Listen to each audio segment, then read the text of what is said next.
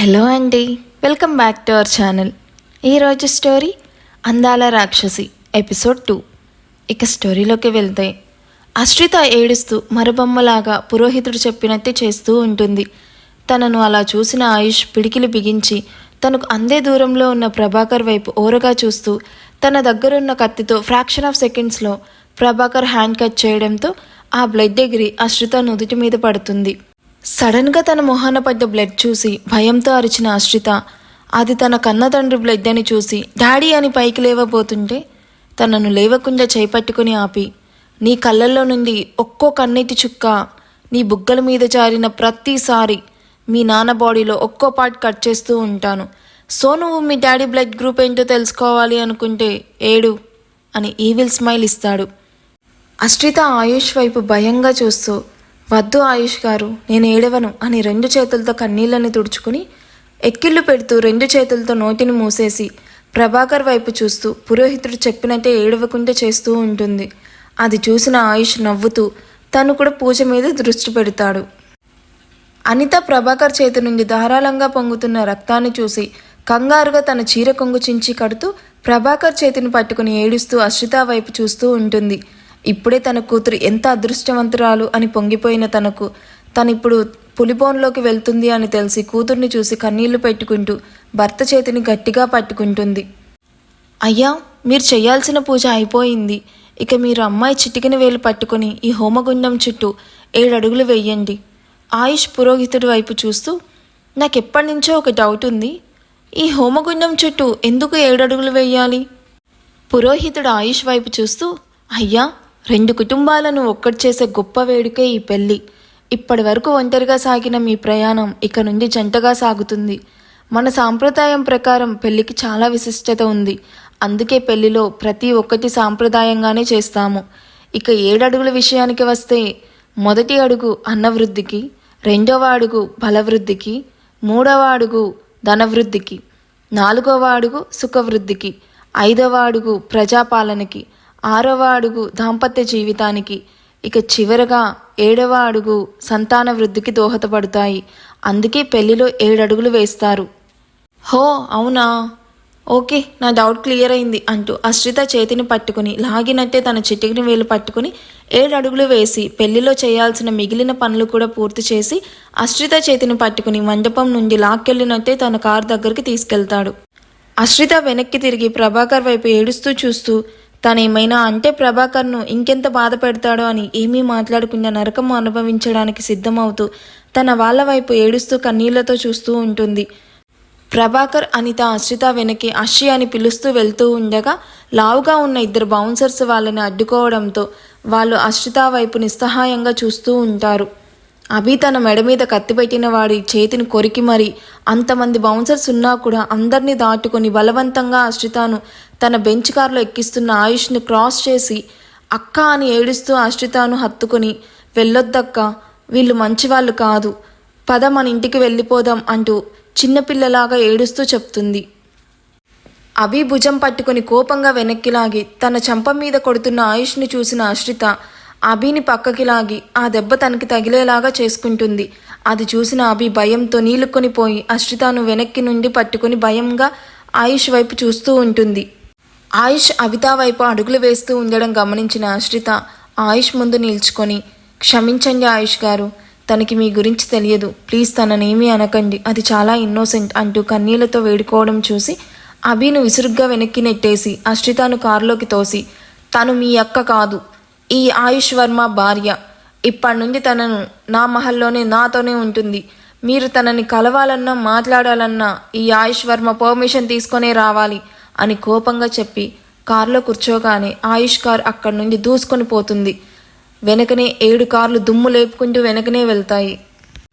కింద పడ్డ అభి చేతికైన గాయాన్ని తుడుచుకుంటూ అక్క అని క్షణంలో మాయమైన కార్ని చూసి ఏడుస్తూ పక్కకు తిరిగి చూడగానే నిషాన్ అక్కడికి రావడం చూసి కోపంతో ఊగిపోతూ, యూ ఈడియట్, నీ వల్లే మా అక్క మాకు దూరమైంది అని కోపంగా నిషాన్ కాలర్ పట్టుకుని కోపంగా అడుగుతూ నిషాన్ని కొట్టబోతూ ఉండగా ప్రభాకర్ అభిను వెనక్కి లాగి నిషాన్ వైపు కోపంగా చూస్తూ అనితను తీసుకొని అక్కడ ఒక్క క్షణం కూడా ఉండకుండా కారులో వెళ్ళిపోతారు. నిషాన్ వెళ్తున్న ప్రభాకర్ వాళ్ళ వైపు తప్పు చేసిన వాడిలాగా తలదించుకొని తన కారులో మహల్కి స్టార్ట్ అవుతాడు. అశ్రిత కారులో మూలకి కూర్చొని విండోలో నుండి బయటకు చూస్తూ క్షణకాలంలో మారిపోయిన తన జీవితాన్ని తలుచుకుంటూ సౌండ్ బయటికి రాకుండా ఏడుస్తూ శూన్యంలోకి చూస్తూ ఉంటుంది. ఆయుష్ తన వైపు ఒకసారి చూసి మొబైల్లో మహల్ వచ్చే వరకు కాల్స్ మాట్లాడుతూ బిజీగా ఉంటాడు. మహల్ రాగానే అక్కడున్న పనివాళ్ళు వినయంగా ఆయుష్ కూర్చున్న వైపు డోర్ ఓపెన్ చేయగానే ఆయుష్ గంభీరంగా కార్ దిగి అశ్రిత వైపు కార్ డోర్ ఓపెన్ చేసి తన చేతిని అశ్రిత వైపు పెడతాడు. అశ్రిత ఆ చేతిని అందుకోకుండా పొగరుగా చూస్తూ కార్ దిగి ఆయుష్కి కొంచెం దూరంగా నిల్చుకొని రాచకోటలా ఉన్న ఆ మహల్ని ఆశ్చర్యంగా చూస్తూ ఉంటుంది. అశ్రితను ఊరకంట గమనిస్తూనే తన భుజం చుట్టూ చేతులు వేసి దగ్గరికి లాక్కొని, నువ్వు నా భార్యవి, ఎవరో పరాయి వాడి పక్కన నిల్చుకున్నట్టు అంత దూరంగా నిల్చుకుంటావెందుకు అని తన భుజాన్ని గట్టిగా నొక్కి పట్టుకొని ముందుకు నడిపిస్తాడు. తన భుజాన్ని ఆయుష్ పట్టుకున్న విధానానికి అశ్రితకు కళ్ళల్లో కన్నీళ్లు తిరుగుతుంటాయి నొప్పికి. కానీ అవి బయటకి కనిపించకుండా ఆయుష్తో కలిసి కష్టంగా అడుగులు వేస్తూ ఉంటుంది. వీళ్ళకి అడుగడుగున అందమైన 25 సంవత్సరాల అమ్మాయిలు వీళ్ళకి గులాబీ రేకులతో ఆహ్వానం పలుకుతూ ఉంటారు. అదంతా ఆశ్చర్యంగా చూస్తూనే మహల్లోకి అడుగుపెడుతున్న అశ్రితను ఆగండి అన్న రాగిణి పిలుపుతో ఇద్దరు కుడికాలు పెట్టేవాళ్ళు కాస్త కాలు వెనక్కి తీసుకొని రాగిణి వైపు చూస్తారు. రాగిణితో ముందే పరిచయం ఉన్న అశ్రిత, మీ చిన్న కొడుకుతో ఎంగేజ్మెంట్ జరిగిన అమ్మాయిని మీ పెద్ద కొడుకు బలవంతంగా పెళ్లి చేసుకున్నా మీరు ఎలా నవ్వగలుగుతున్నారత్తయ్య అని బాధగా ప్రశ్నించుకుంటూ రాగిణి వైపు బాధగా చూస్తుంది. ఎందుకమ్మా ఆగమని చెప్పావు? నాకు చాలా విసుగ్గా ఉంది, ఫ్రెష్ అవ్వాలి, లోపలికి రానివ్వు అని అసహనంగా అడుగుతాడు. చిరాకు పడక ఆయుష్, జస్ట్ 2 minutes అంటూ గుమ్మం ముందు బియ్యం నిండా నింపిన బంగారు గ్లాస్ పెడుతూ దాన్ని నీ కుడికాలితో తన్ని ఆయుష్తో కలిసి ఇంట్లోకి అడుగుపెట్టమ్మా అంటూ ఇద్దరికీ నవ్వుతో హారతిచ్చి అశ్రిత వైపు చూస్తుంది. అశ్రిత మొండిగా గుమ్మంలో నిల్చుకుని ఉండడం చూసిన ఆయుష్, అమ్మ చెప్పినట్టు చేయకపోతే నీ చెల్లి ప్రాణాలకు నేను గ్యారంటీ ఇవ్వలేను అని అశ్రిత చెవిలో చిన్నగా చెప్పగానే అశ్రిత ఆయుష్ వైపు కోపంగా చూస్తూనే రాగిణి చెప్పినట్టే చేసి ఆయుష్తో కలిసి ఇంట్లోకి అడుగు పెడుతుంది. రాగిణి దేవుడి గది చూపించి దీపం వెలిగించమని చెప్పడంతో ఆయుష్ వైపు భయంగా చూస్తూ రాగిణి చెప్పిన మాట ప్రకారమే దీపం వెలిగించి, ఈ సైకో నుండి నన్ను త్వరగా బయటకు పంపించేలా చేయి స్వామి అని మొక్కుకొని దేవుడి గది నుండి బయటికి వచ్చిన తనకు మమ్మీ అంటూ తన కాళ్ళను చుట్టేసిన 5 సంవత్సరాల పాపను చూసి షాక్తో బిగుసుకుని పోతుంది. ఆ పాప వైపు షాక్ అయి చూస్తూ ఉంటుంది. తెల్లగా ముద్దుగా చూడగానే ముద్దొచ్చేలా ఉన్న ఆ పాప మొహంలో ఆయుష్ పోలికలు కనిపిస్తూ ఉండడం గమనించి ఆ పాప ఆయుష్ గారి పాప అని షాక్ అవుతూ ఆయుష్ గారికి పెళ్ళై పాప కూడా ఉందా అని ఆశ్చర్యపోయి ఆ పాప వైపే ఆయుష్ వైపు చూస్తూ ఉంటుంది. మమ్మీ అని పిలిచిన ఆ పాప పిలుపుకి ఉలిక్కిపడి ఆ పాప వైపు చూస్తుంది. మమ్మీ నన్ను ఎత్తుకో అని ముద్దుగా అడుగుతూ 2 చేతులు తన వైపే పెట్టిన ఆ పాప వైపు చూస్తూ ఆ పాపను ఎత్తుకోగానే ఆ పాప సంతోషంగా అశ్రిత మొహం మొత్తం ముద్దులు పెడుతూ, లవ్ యూ మమ్మీ, ఇన్ని డేస్ ఎక్కడికి వెళ్ళావు, you know I miss you so much, ఇంకెప్పుడు నన్ను వదిలి వెళ్ళకు అంటూ అశ్రిత మెడను ఖర్చుకుపోయి అడుగుతుంది. అశ్రితకు అసలు ఏం జరుగుతుందో అర్థం కావడం లేదు. ఆయుష్ గారికి ఇదివరకే పెళ్ళై పాపుంటే మరి నన్నెందుకు పెళ్లి చేసుకున్నాడు, ఈ పాప ఎందుకు నన్ను మమ్మీ అని పిలుస్తుంది, ఆయుష్ గారి భార్య ఎక్కడుంది, వీళ్ళిద్దరూ విడిపోయారా అని పరి విధాలుగా ఆలోచిస్తూ ఉంటుంది. మమ్మీ చెప్పు, నన్ను వదిలి వెళ్ళావు కదా అని తన చిట్టి చిట్టి చేతులతో అశ్రిత మొహాన్ని ప్రేమగా తడుముతూ అడుగుతున్న పాప వైపు చూసి, హా లేదు వెళ్ళనులే, ఎప్పుడు నిన్ను వదిలి వెళ్ళను అని పొడిపొడిగా సమాధానం చెప్తుంది. ఆ మాట విన్న పాప ఆనందంగా థ్యాంక్ యూ మమ్మీ అంటూ పక్కనే ఉన్న ఆయుష్ వైపు చూస్తూ డాడ్ అంటూ ఆయుష్ మీదకి సడన్గా జంప్ చేయడం చూస్తూ అయ్యో జాగ్రత్త అంటూ అశ్రిత కంగారుగా పాపను జాగ్రత్తగా పట్టుకోవడం చూసిన ఆయుష్ కళ్ళల్లో మెరుపు అలా వచ్చి ఇలా మాయమైపోతుంది. ఆయుష్ పాపని ఎత్తుకోవడంతో అశ్రిత తన చేతిని వెనక్కి తీసుకుని ఇద్దరి వైపు చూస్తుంది.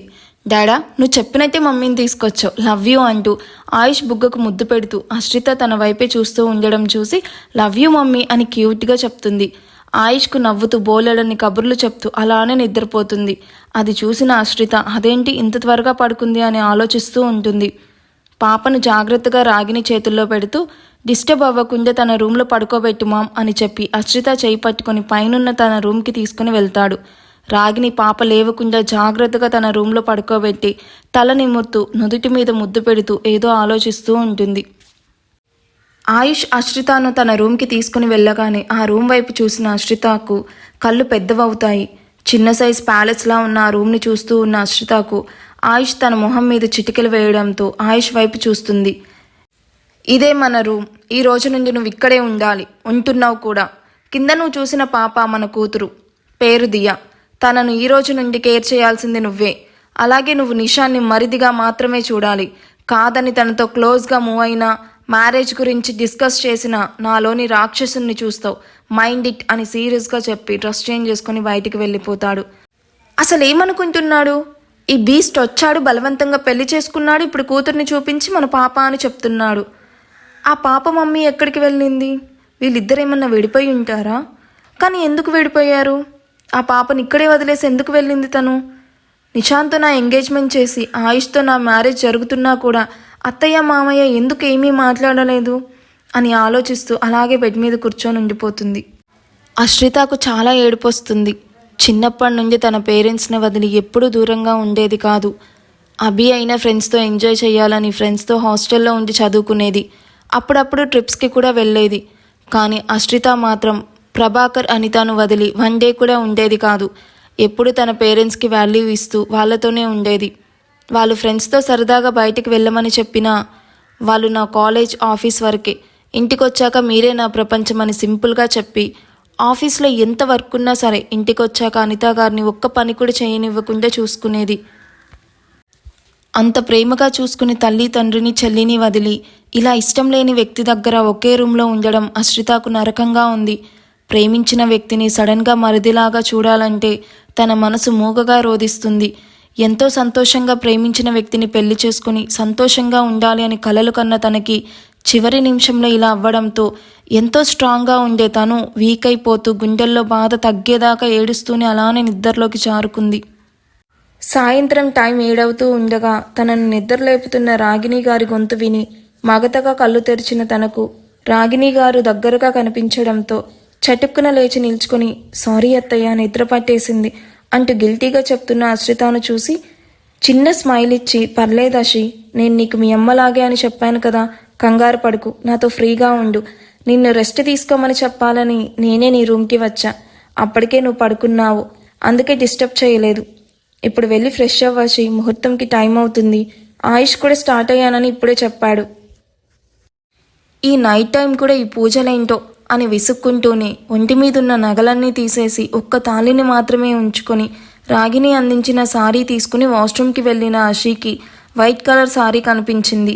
ఇదేంటి ఈ వైట్ కలర్ సారీ ఇచ్చింది, ఇంత ప్యూర్ వైట్ సారీ కట్టుకుని ఏ పూజ చేస్తారు అని ఆలోచిస్తూనే రాగిని తొందర చేయడంతో ఫాస్ట్గా ఫ్రెష్ అయ్యి తలకు అంటుకుపోయిన జీలకర్ర బెల్లాన్ని పోయేదాకా రుద్ది స్నానం చేసి డ్రెస్సింగ్ రూమ్లో నీట్గా సారీ కట్టుకుని రాగిని ముందు నిల్చుకుంటుంది. రాగిని ఆశ్రితాను చూసి తనను డ్రెస్సింగ్ టేబుల్ ముందున్న చైర్లో కూర్చోబెట్టి తలకు చుట్టుకున్న టవల్ని తీసేసి హెయిర్ డ్రయర్తో హెయిర్ని నీట్గా సెట్ చేసి తనకు నచ్చిన హెయిర్ స్టైల్ వేసి తల నిండా మల్లెపూలు పెట్టి తన కోసమే స్పెషల్గా చేయించిన నగలన్నీ అలంకరించి సహజంగానే అందంగా ఉండే అశ్రితకు మరిన్ని మెరుగులు దిద్ది అశ్రితను అందంగా రెడీ చేసి ఒకసారి అశ్రితను తృప్తిగా చూసి బంగారంలా ఉన్నావశి అని నుదుటి మీద ముద్దు పెడుతుంది. అశ్రిత ఇబ్బందిగా రాగిని నుండి దూరంగా జరిగి అత్తయ్య, ఇంత నైట్ టైం ఏం పూచుంది, నాకు ఇన్ని నగలు ఇష్టం లేదు, చాలా హెవీగా ఉన్నాయి, ప్లీజ్ కొన్ని తీసేయండి, పూజకి ఇంత రెడీ అవ్వడం ఎందుకు? అయ్యో అషి, నిన్ను పూజ కోసం రెడీ చెయ్యట్లేదమ్మా, మీ ఇద్దరి జాతకాలకు ఈరోజే శాంతి ముహూర్తం కుదిరింది, అందుకే సడన్గా అరేంజ్ చేశాం అంటూ నవ్వుతూ చెప్తుంది. శాంతి ముహూర్తమా అంటే ఏంటత్తయ్యా, అది పూజ కాదా అంటూ అదేంటో సరిగ్గా అర్థం అవ్వక అయోమయంగా చూస్తూ అడుగుతుంది. నీకింకా అర్థం అవ్వలేదా? అయ్యో అషి, ఇవాళ మీ ఫస్ట్ నైట్ అని నవ్వుతూ షాకింగ్ న్యూస్ చెప్తున్న రాగిణి వైపు చూసి స్టన్ అవుతూ వాట్, ఏం మాట్లాడుతున్నారు, మా ఇద్దరికి ఫస్ట్ నైట్ అరేంజ్ చేయమని ఎవరు చెప్పారు అని కోపంగా అడుగుతుంది. అది కాదమ్మా, మీ ఇద్దరి జాతకాలకు ఇప్పుడే బాగుంది అని సిద్ధాంతి గారు సడన్గా చెప్పారు, నీకు చెప్పే టైం కూడా లేదు, అందుకే నీకు చెప్పకుండానే అరేంజ్ చేశాం. అంతా మీ ఇష్టమేనా అత్తయ్య, నాకంటూ ఇష్టాలేమీ ఉండవా? మీ అబ్బాయికి అర్థం కాకపోవచ్చు, కానీ మీరు ఆడవాళ్లే కదా, నా బాధ మీకెందుకు అర్థం కావడం లేదు? మీ చిన్న కొడుకుతో ఎంగేజ్మెంట్ జరిపించి సడన్గా నన్ను బెదిరించి మీ పెద్ద కొడుకు పెళ్లి చేసుకున్నాడు, ఇప్పుడు ఏకంగా ఫస్ట్ నైట్ అంటున్నారు, అంతా మీ ఇష్టమే అయితే ఇక నేనెందుకు అని బాధగా అడుగుతున్న అషిని చూసి అది కాదషి అని చెప్తున్న రాగిణి మాటలకు అడ్డుపడి మామ్ తాను వస్తుంది, నువ్వు వెళ్ళు అని గంభీరంగా వినిపించిన వాయిస్ విని ఇద్దరు డోర్ వైపు చూడగానే వైట్ కలర్ కుర్తాలో ఉన్న ఆయుష్ని చూసి అశ్రిత కోపంగా చూస్తూ ఉంటుంది. ఈ ఎపిసోడ్ ఎలా అనిపించింది మీకు? వాళ్ళిద్దరికి ఫస్ట్ నైట్ జరుగుతుందా లేదా? అశ్రిత దానికి ఒప్పుకుంటుందా? ఆయుష్ తనని ఒప్పించగలడా? నెక్స్ట్ వీడియోలో చూద్దాం. మీకు ఏమనిపించిందో నాకు కామెంట్స్లో చెప్పండి. Thank you for watching. Bye.